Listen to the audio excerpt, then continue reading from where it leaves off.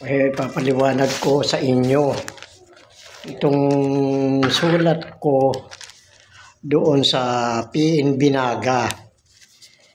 Pero may isang sikreto na hindi ninyo alam kung kanino pa napunta yung sulat na yun. Kasi ayaw tanggapin ng PNB Naga dahil walang perma. Bakit ko pepermahan gagayahin nila yung perma ko? Yan ang sinasabi ko. Pinaliwanag niya nung napakiusapan ko magdala. Pero naniniwala yung mga manager ng mga bangko ng PNB Naga tungkol sa mga kayamanan na yan. At nakikiusap nga sila na kung maaari, wag naman silang kalilimutan pag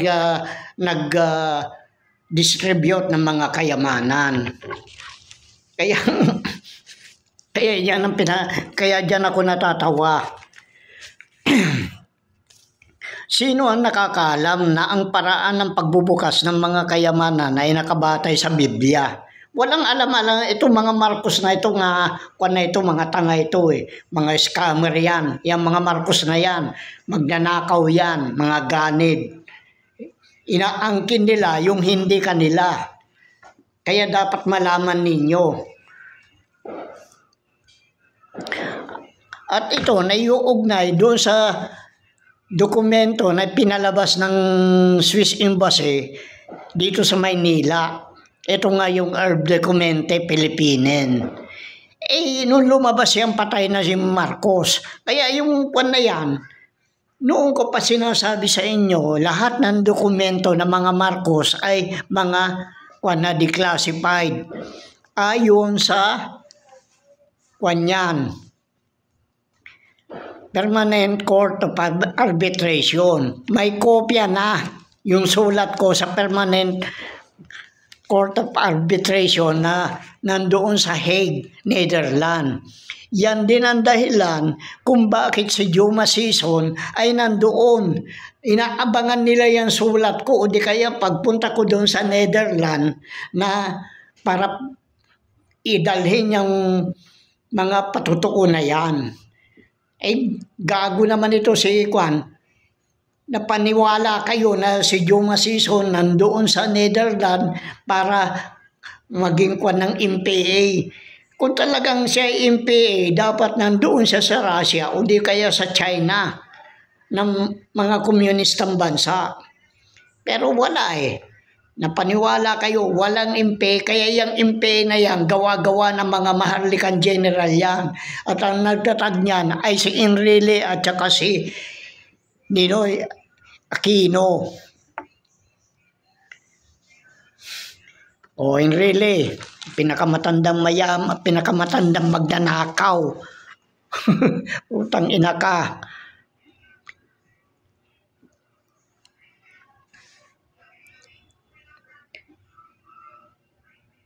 Kaya itong mga vlogger na ito, pilit na iniuugnay nila Yang kay Marcos Kaya ngayon, mananagot din kayo kay mga mainstream media dahil yan, lalabas na yung mga kayamanan na yan. At yan na lang ang inaantay ko, yung magkagulo. Pero hindi ko kukuha niyan. Pagkatapos itong Alex Gonzales na ito, ay isa din tao ng mga Marcos na ito. Akala niya siguro sa Malacanang, yung sa Malacanang, yung sarado doon, ay yan ay pinagkukulungan nila kung sino man ang kwan. Pagkatapos, dadalhin nila doon sa Malaysia upang ilagay sa house arrest. Kaya akala nila, kaya nila akong ululin. Putang ina ka, Gonzales ka. Paano mo na kanyan? Wala doon sa Malacanang ang sikreto. Nandyan sa PNB Naga. Dahil yung monetary authority ng Singapore, na siyang Central Bank ng Singapore, ay may connection doon sa PNB Naga. Kung ano man transaksyon doon sa monetary Authority Singapore ay mayroon ding kopya ang Goldman Sachs. Ang Goldman Sachs ay naiuugnay din sa mga Marcos. Kaya yung na yan, nandoon sa PNB Naga. Ang mga sekreto. Bakit PNB Naga? Kasi itong putang inang matandang diktador na magnanakaw, naninakaw niya yung war damage na dapat na binayad ng Hapon na para bayaran ng mga mahihirap dito, yung mga nasalanta ng mga gera noon. Ay inangkin niya. Yan ang idinagak niya sa UBS Surage. Kaya walang ginto na sinasabi nila may ginto, walang ginto. Yan ang totoo niyan. At yan, yung mga treasure, nung malaman ni Marcos ng mga treasury note na yan, na pinadala ng Japan, ng emperor ng Japan dito sa Pilipinas, ay yan ang pinag-isipan na niya. Lumikha, baguhin niya ang pangalan ng Central Bank of the Philippines upang magalaw niya yung mga treasury note na yan.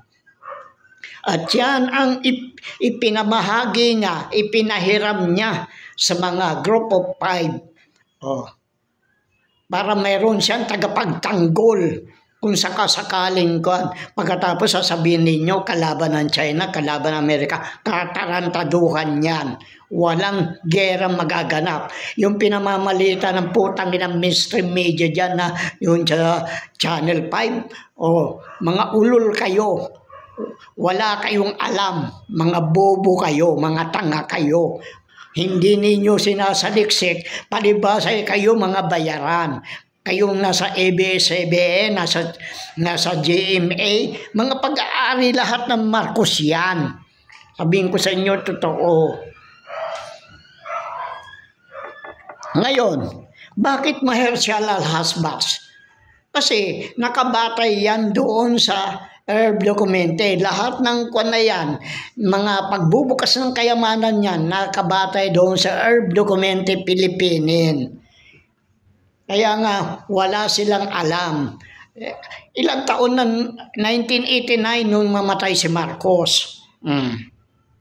Lumabas yan 2003. Kaya nga, may kopya ang Supreme Court na ang mga dokumento ng Marcos ay pawang declassified. Pampahid na lang ng puwet yan. Ang dami-daming kanya na pinakikita ni Imelda ng mga dokumento, walang silbi lahat yan. Dahil yan, ito masusunod. Ngayon, yung ulo ng sulat, heading, kung sa English, ay 3 pangalan na nandoon. Pero isa lang ang gagamitin na upang kasi nandoon lang ang pinakapatotoo. Doon sa, ang pangalan niya ay yung Mackenzie. Kaya nga, Mackenzie, bakit Mahershal Alhasbas? Hindi ko nababanggitin yan. Pero, yung Mahershal Alhasbas, yan ang pangalan ng Diyos Ama. Tignan yung katarantaduhan ng mga religion. Diyos Ama sila ng Diyos Ama, hindi nila alam ang pangalan. Sino ngayon ang Kaya nga sabi nung ni Jesus, hindi ko kayo kilala. Magsilayas kayo dito. Anong silbi ng mga religion? Naniwala kayo sa mga religion? Ninanakawan ng religion ang Diyos. Nakikinabang sila dyan. Unang-una, hindi sila nagbabayad ng mga tax.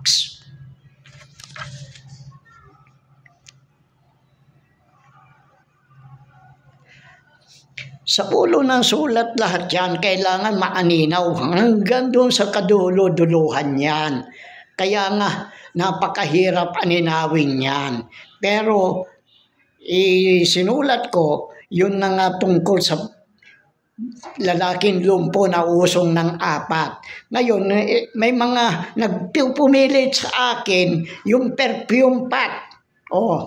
na pinipilit niya akong alamin kung sino yon, kung ano yung 3 araw na kadiliman. Bakit ko sasabihin sa iyo, putang ina ka? Sinasabi ko na alam kita, kilala na kita noong pa, pero ako nakikipaglaro lang ako sa inyo.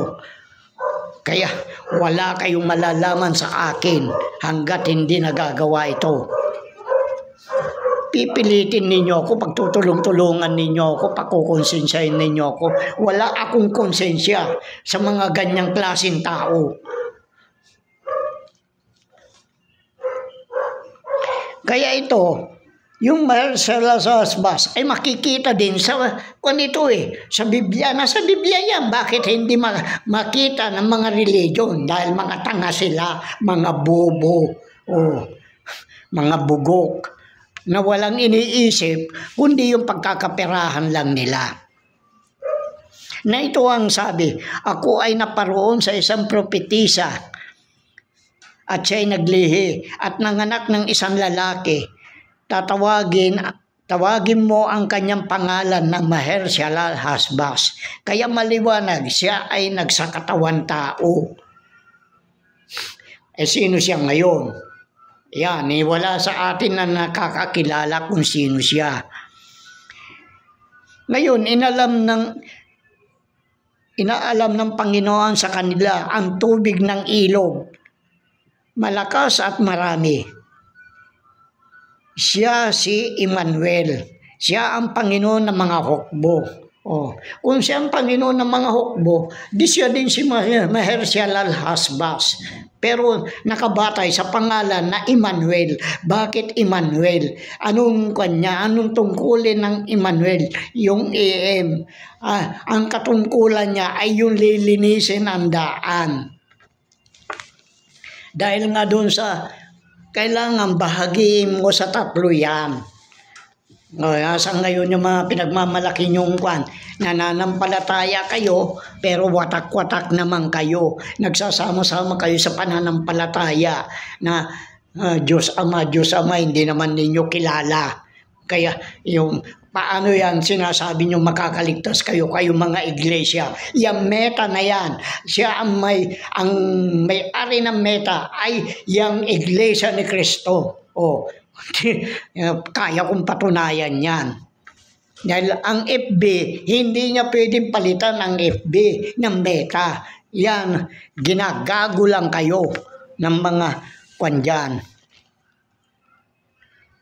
ng Iglesia ni Kristo. Paano mo malalaman na ang parang ng pagliligtas? Sinabi ba sa iyo? Manalo, putang ina ka. Minumura kita, putang ina ka. Bakit hindi mo ako kayang idemanda? Yan ang sinasabi ko. Yun lang kay Labrador. Katakot-takot na tagapagtanggol ninyo, mga putang ina, mga kasapi ng iglesia, mga ulul kayo. Wala kayong alam. Ngayon, ganito ang sabi ng Panginoon sa kanyang pinahiran ng langis. Sino bang gumagawa ng langis? Ayan, na nakapagpapagaling ng mga sakit. Sino si Zero? Ganito ang sabi ng Panginoon, ako ang una, ako ang huli. Liban sa akin, walang Diyos. Sino ngayon ang sinasabi ninyong Diyos Ama? Yan ang makikita ninyo doon sa Isaiah 44. Ako ang Panginoon ng iyong manunobos at siyang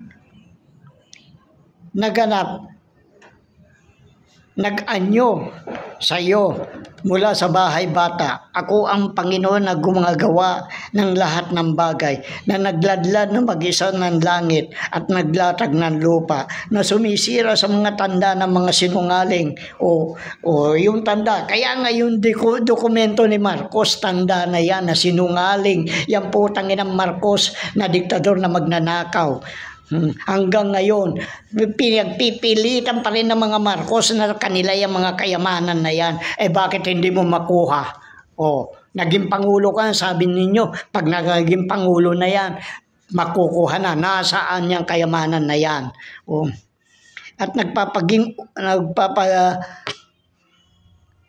ging ulol ang mga manghuhula at nagpapaurong ng mga pantas at nagpapaging kamangmangan ang kanilang kaalaman.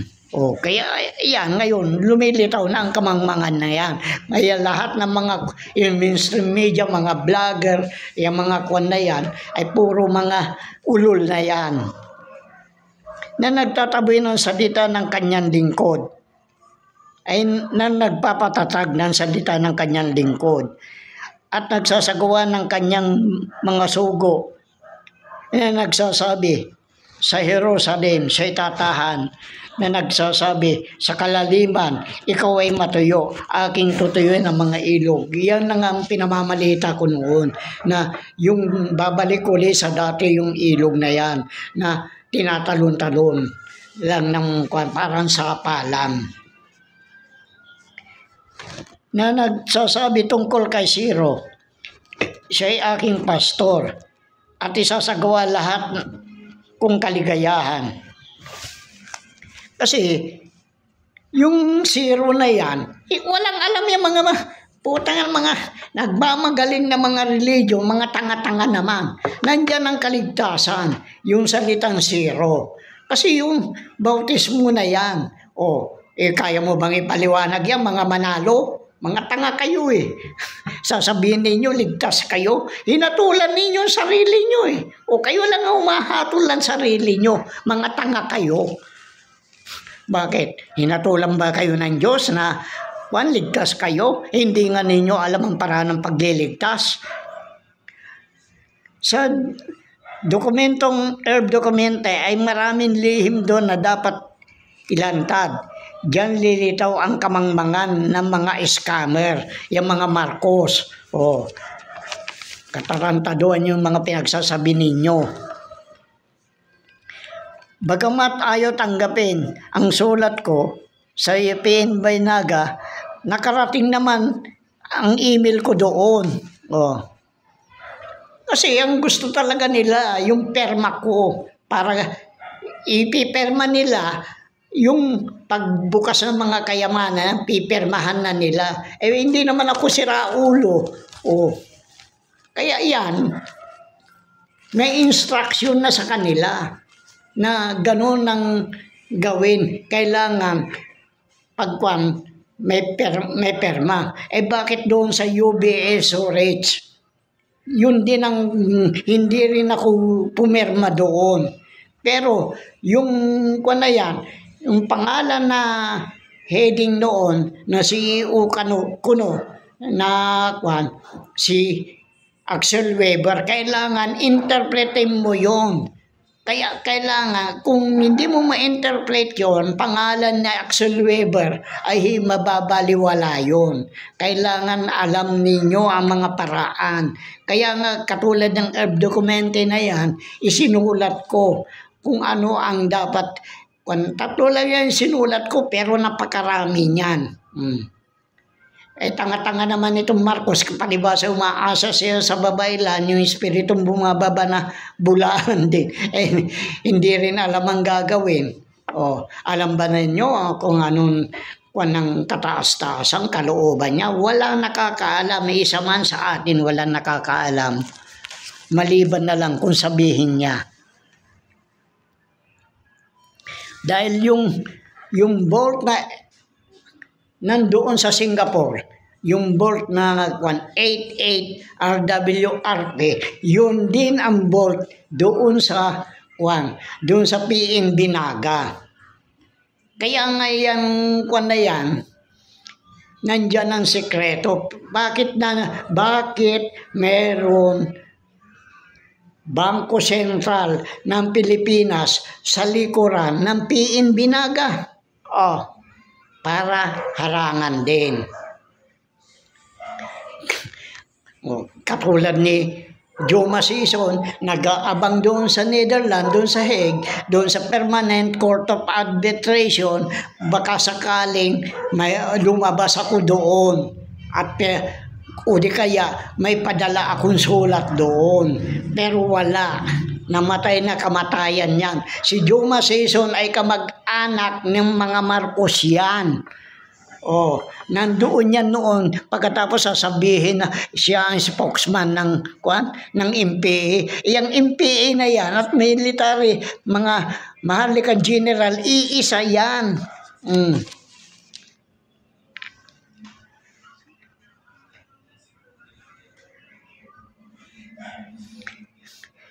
Kaya nung malaman ni Marcos yan, talagang gumawa na siya ng paraan eh. Pero ang mahirap dyan, ang una na kinabang sa mga treasury ba na yan, sinubok niya yan. Ito yung mga Ayala family, Antonio Ayala family, na itinatag nila yung Bank of Philippine Island. At diyan din pumapasok yung mga pera ng mga kontribusyon na nanggagaling sa mga Katoliko at pinadadala sa Roma. At yung Vatican na yan, siya din ang nagmumonitor ng mga papel na at saka na i-imprentahin na sa kanilang pinanggagalingan yan.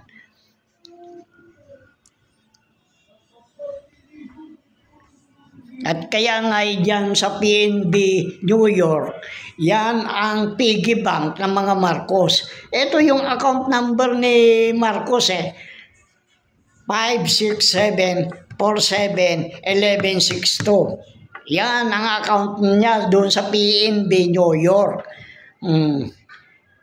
Paano ko nalaman yan? Mga sikreto yan.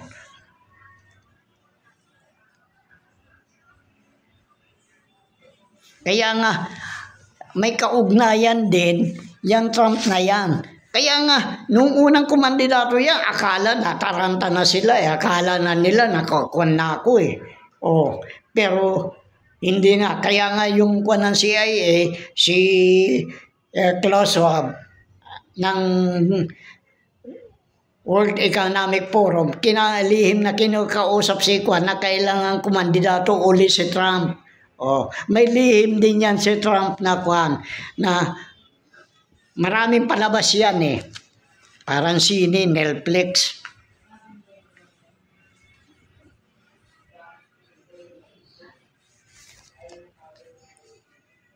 At yung na yan, ang nakamonitor naman doon sa mga transaksyon doon sa Malaysia ay Monetary Authority Singapore ay itong Goldman Sachs. Itong Goldman Sachs ay siya ang nagkukuhan kung saan dadalhin ang mga pera. Karamihan dyan ay yung One Malaysian Development Berhad. Nandyan ang pera, hindi pag-aari ng Malaysia yan, kundi pag-aari ng mga Pilipinong may hirap.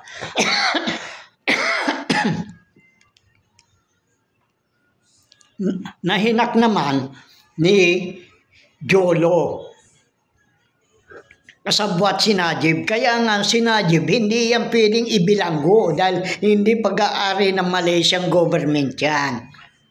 Ganyan katuso yung putang inang diktador na Marcos na yan. Ginugulo niya para hindi matunton sinusundan ko naman yung money trail. Nakasunod ako sa kanya. Kaya iyan ang napakalaking problema nila. At yung Goldman Sachs na yan, diyan din nagtrabaho yung kumandidatong Marcos na Demetrio Garcia. Pero itong nakaupo ngayon, clone pa rin yan. Hindi yan ang tunay na Marcos. Kasi nung primero, nakalitaw na yung ganun niya Akala niya, makukuha na nila yung mga kayamanan na yan, mahak nila. Kaya nga yung mga pogo na biglang pinaalis dito ay mga hindi Taiwanese yun, kundi mga galing sa mainland China upang hindi na matanong kung paano nila ninanakaw yung sa One Malaysian Berhad. At dyan, sa pamamagitan ni Alice Goo. Yung Alice Goo na yan, hindi na rin yan. Yung Alice Goo na sa China rin, yung totoo. Yan ay na lang yan, clone lahat yan. Kaya yan, walang alam yan. Ganyan kung gaano kung magnanakaw yung diktador na yan, ganyan din ang mga lahi ng mga Marcos, mga Durobo in the Great Asia.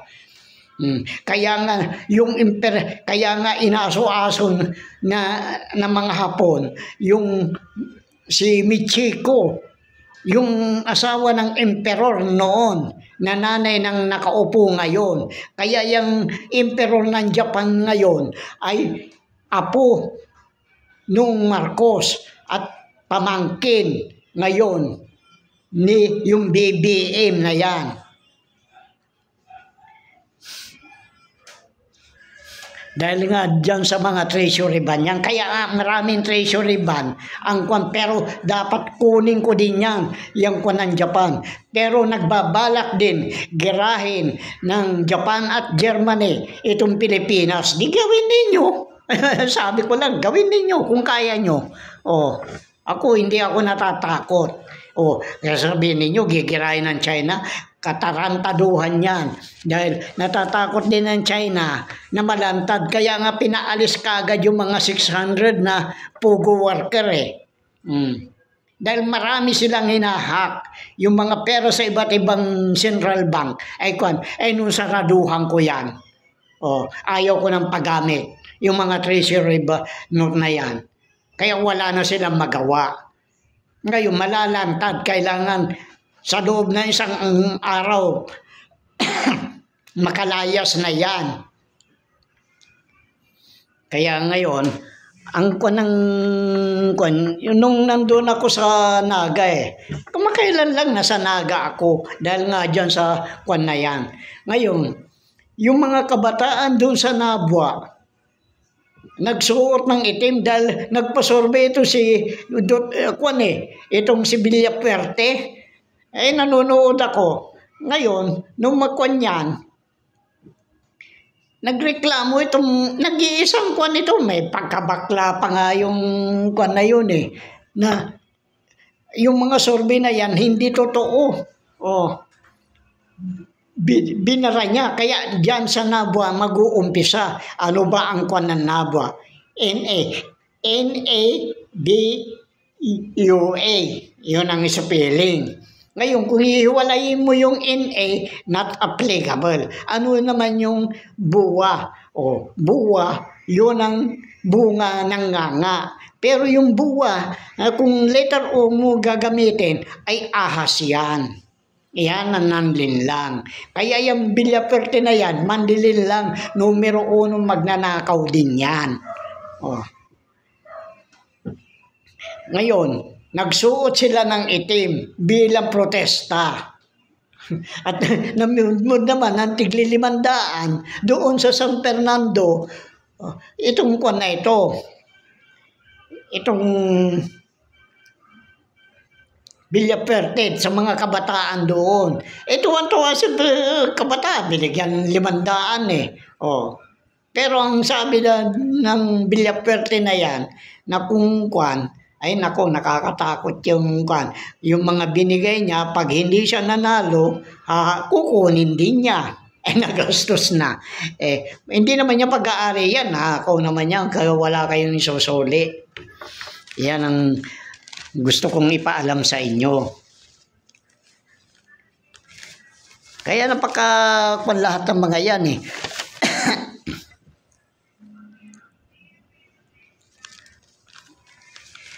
Ngayon, nalalaman na ninyo kung paano ninanakaw ng mga Marcos yan. Pagkatapos, kasabot yan yung mga kung nga dapat nga uhulihin na yan Yan si Sara.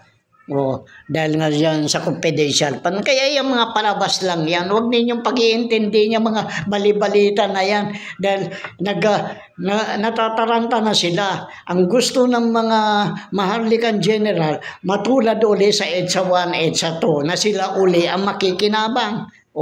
Sino ba ang karamihan na, saan kasapi ang karamihan ng mga maharlikang general na yan na pinagmamalaki ninyo?